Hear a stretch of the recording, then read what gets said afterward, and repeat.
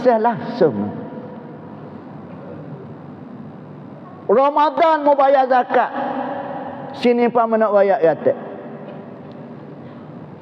Zakat di Kelantan tahun ni 8 ya 14 21.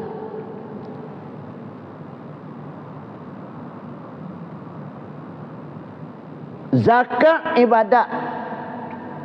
Zakat tu ibadat. Ibadat untuk kita kerana Allah.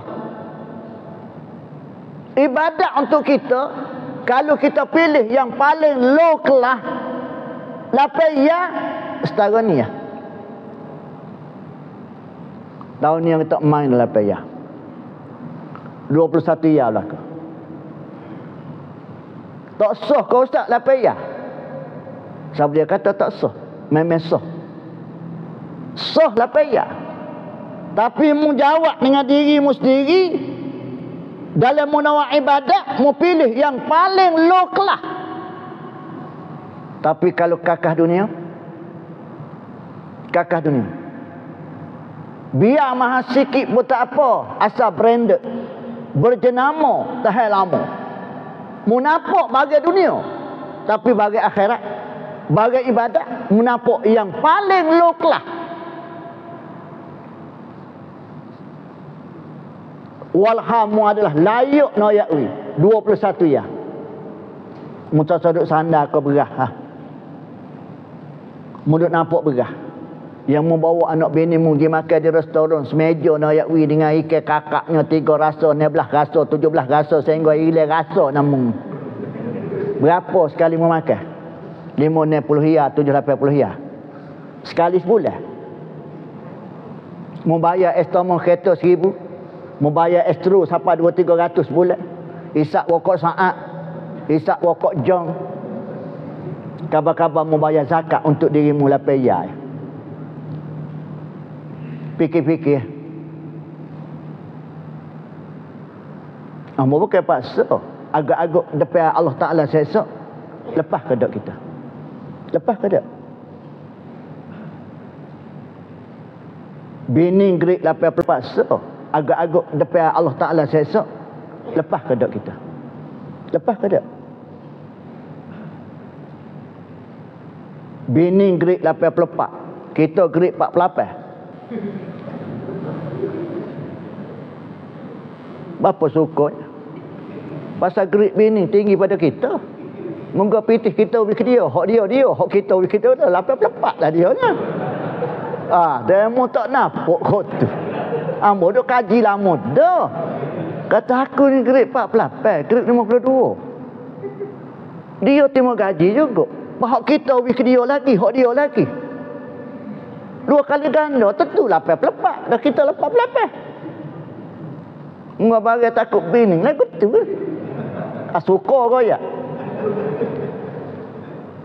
Boleh beli bagi kemah bini 2 ya berat, 4 ya berat, 6 ya berat, 7 ya berat. Bini sendiri 90 dah berat. Apa berat? Bayar terus 8 ya. Malu lah. Alah, malu korang malu korang. Tahun ni 21 ya, 21 ya tahun. Ambo pun kena 21 juga. Apa? 2 royak kau orang ni. Tu email ambo parking dah no. Tu email kata aku nak tengok kakak tu sedap benar royak kau orang. Dia sendiri 8 ya aku bayar 8 ya katok orang kata. Nak ambo kena 21 dah tahun ni nak jadi. Kalau meroyak, zakat ni ibadat. Ibadat untuk kita kerana Allah. Untuk kita ibadat. Allah Rabbi akarin kita cari hak paling low kelas. La ilaha illallah. Tak malu kau kita dengan Allah Ta'ala. Pendapatan sebulan 5,000. Capu sekelamin dekat 10. Setahun 120,000. Bayar zakat 16 hiyah. Bila sebut bab masalah ibadat, bab masalah agama, tara ni. Nampak? Bapa hanggut lakah je lah. Yang dah hanggut saja 21. Lama dah mau ayat benda ni. Sehingga kemarin ada orang telefon kat bawah. Dia main ayat wi tuan-tuan kuliah-kuliah. Demo tak apa, pas demo klik ambo Lama dah mau ayat benda ni. Sehingga kemarin ada orang telefon kat abah. Dia main ayat wi tuan-tuan kuliah-kuliah. Demo tak apa, pas demo klik. Abah tak onyok ni. Ni orang pakak dengar belaka.